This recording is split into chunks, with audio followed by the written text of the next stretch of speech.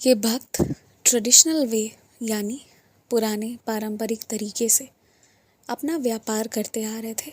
आज के बदलते समय में अधिकांश लोग सोशल मीडिया का भी उपयोग करते हैं अपने व्यापार को बढ़ाने के लिए। इनका नाम था, एक अच्छी खासी ग्राहकी हो जाया करती थी, तो ये बस उसमें खुश थे। इनका अपना एक दुकान था जिसमें इनके अलावा 3 और लोग थे जो मिलकर काम किया करते थे। और साईं की कृपा से ये दुकान, जो इन्होंने बहुत पहले इनके पिताजी के दिए हुए पैसों से ख़रीदा था, ये पहले 1 मंजिला था, इसको इन्होंने 2 मंजिला बना लिया था। लोगों का आना जाना अच्छा था, व्यापार अच्छा चल रहा था।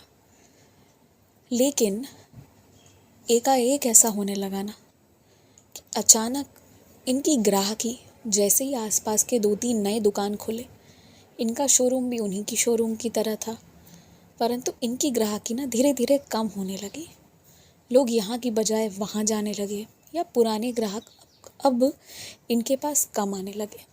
इन्हें समझ नहीं आ रहा था कि इनकी गलती क्या थी।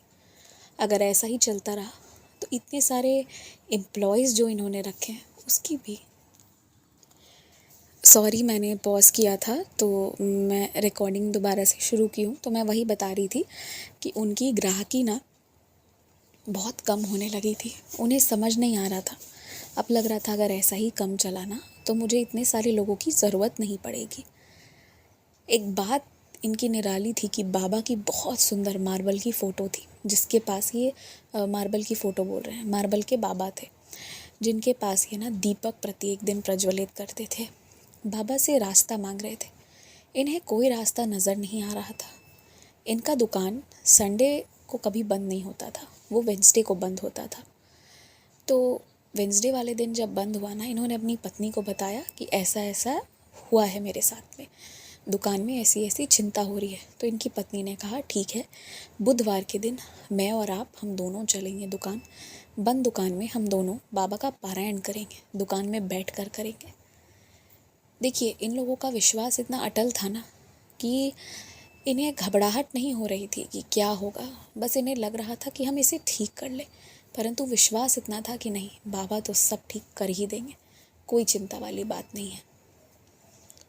तो ये लोग दोनों दुकान के अंदर बैठे, बुधवार के दिन खुद से आए, खुद से खोला, शटर वगैरह सब अपने से खोला, और दोनों पति पत्नी बैठकर बाबा के सच्चरित्र का पारायण करना शुरू किए। सुबह ये लोग शुरू किए और बहुत लगभग दोपहर के भी आगे हो गया, क्योंकि दोनों कोई आधा आधा करके पूरी साई सच्चरित्र जी का पारायण किए। लगभग शाम हो गया और तब जाकर इनके सच्चरित्र का पारायण पूर्ण हुआ। इन लोगों को जब भी ऐसा लगता ना कि कोई निगेटिविटी है या कुछ है, तो ये साई सच्चरित्र जी का पारायण कर लिया करते थे। परंतु इस बार बात आमदनी पर थी, तो इन्होंने पूरी ही साई सच्चरित्र जी का मिलकर दोनों ने पारायण किया। बैठकर थक जाते थे, बीच में उठते थे, फिर बैठ जाते थे।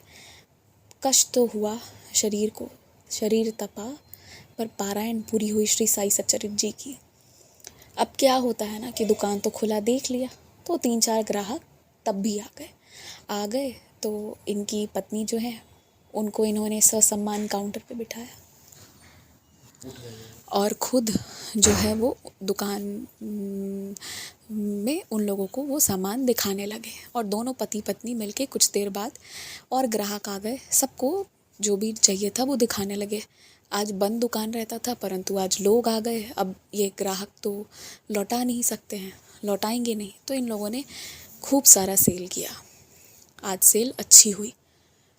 तो इन्हें ये बात समझ आ गई कि शायद बाबा चाहते हैं कि हम सच्चरित्र जी का पारायण करते रहें। इनको ये लगा, पर पता है ये कैसे लगा इन्हें, मैं एक पॉइंट मिस कर गई। वेंसडे को ना जोरदार सेल हुई इनकी। मतलब आप ये मानो कि शाम से रात तक लाख रुपए पार सेल हो गई। थक गए दोनों मिलके बेचते बेचते। क्या होता है ना कि वेंसडे को बहुत सेल होता है, फिर थर्सडे को ना बहुत कम हो जाता है, फिर फ्राइडे को क्या होता है कि ये लोग उस दिन बोल दिए कि हम दुकान देर से खोलेंगे, शाम के वक्त खुलेगा, और दिन में बैठ के ये लोग पुनः साई सच्चरित्र जी का पारायण किए। फिर फ्राइडे को सेल ना उतना ही होता है जितना वेंसडे को हुआ था, उससे थोड़ा ज़्यादा बल्कि। फिर सैटरडे को संडे को सेल कम हो जाता है। फिर मंडे को ये लोग बंद करके देर से खोले और सच्चरित जी पढ़े तो फिर सेल हाई हो गया। ये जो चीज़ इनके साथ हो रही थी ना, इतने दिन में इनको समझ आ गया। और पता है बात यहाँ ये है कि बाबा को 1 या 2 अध्याय नहीं चाहिए था, पूरे 51 अध्याय चाहिए थे। ये इनके लिए बहुत टफ हो गया था कि मतलब रोज़ बैठ के करेंगे उस दिन। और उस दिन पता है क्या होता था, इतना भयंकर सेल शाम में होता था ना, लगता था कि पूरा मेला लग गया है दुकान में। और ग्राहक जो चीज़ पहले कभी नहीं देखना पसंद करते तो वो लोग उठा के ले जाते थे और भयंकर सेल होता। ये नौबत आती कि बहुत जल्दी फ़ोन करके फैक्ट्री से सामान मंगवाना पड़ता और फिर जिस दिन ना पढ़ो उस दिन एकदम ड्राई। तो ये बहुत एक विचित्र चीज़ इनके साथ होने लगी।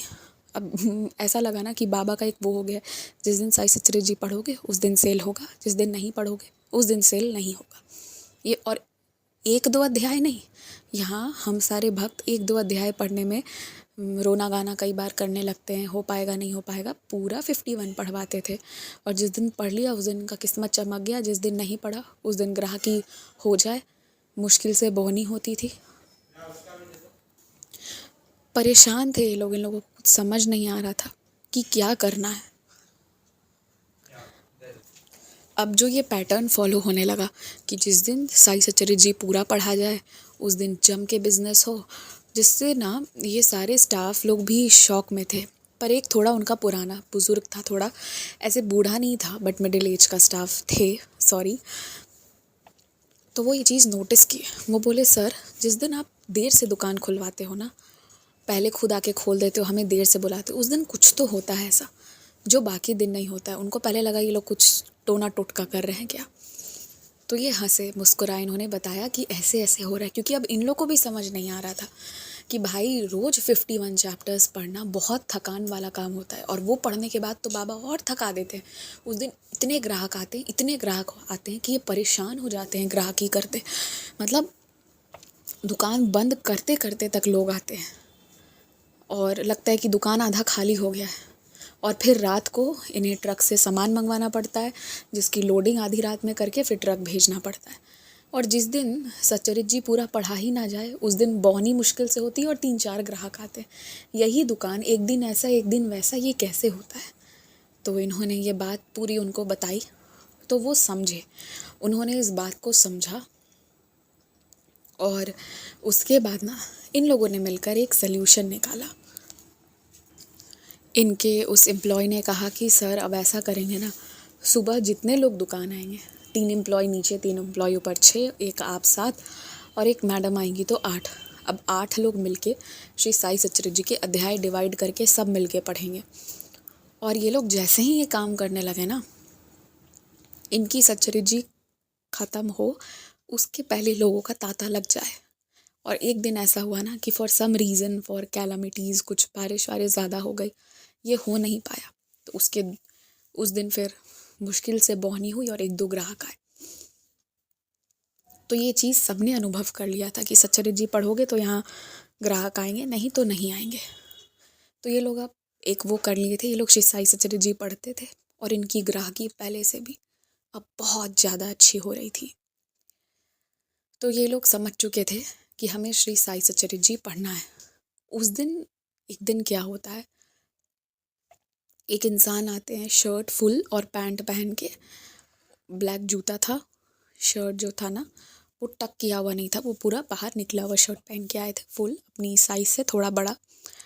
और आकर बोले कि भाई साहब, मुझे ना किसी ने आपके लिए एक पत्र लिख कर भेजा है, आप वो पत्र देख लेना, परंतु मुझे एक बात बोलने को कहा है जो इस पत्र में नहीं है।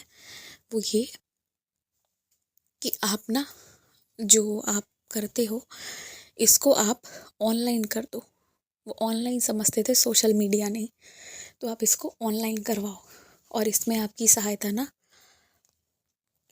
आपके घर जो सिलेंडर देने के लिए आता है ना, जिसको आपकी वाइफ यानी माँ जी खिलाती पिलाती हैं, वो आपकी सहायता कर देगा। उसकी सहायता से आप ऑनलाइन करो, आपकी बिक्री बहुत अधिक होगी। ये बात बोलना भूल गए थे, इसलिए ये मैंने मुंह से बोल दिया और ये रहा अपना लिफाफा, ये लो पकड़ो, और नमस्ते बोल के वो चले गए।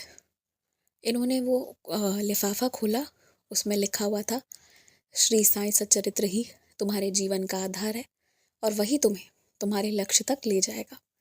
ये आदमी कहाँ से आया, किसका पत्र था, कुछ नहीं पता। उसके बाद जब ये बाहर गए तो वो आदमी दिखा नहीं, इतनी भीड़ भाड़ के इलाके में कहाँ दिखता, कौन था, कहाँ से आया, ये नहीं पता, पर बाबा का भेजा हुआ था, ये तो तय था। तो उस दिन के बाद से इनके यहाँ पर हर एक दिन श्री साई सच्चरित्र जी का पारायण होता है, और जिस दिन नहीं होता है या जिस दिन एक भी अध्याय अधूरा रह जाता है, कोई इवन अगर बोल दे हाँ हाँ मैंने कर दिया और नहीं करता है ना, तो वो पकड़ा जाता है इनकी ग्राहकी से, लोग ही नहीं आएंगे उस दिन। तो बाबा ने इनके लिए एक बहुत नियम साफ बना दिया, तुम्हें सच्चरित्र जी को पढ़ना ही होगा और प्रत्येक दिन पढ़ना होगा, जो इनके जीवन में रोशनी लेकर आता है।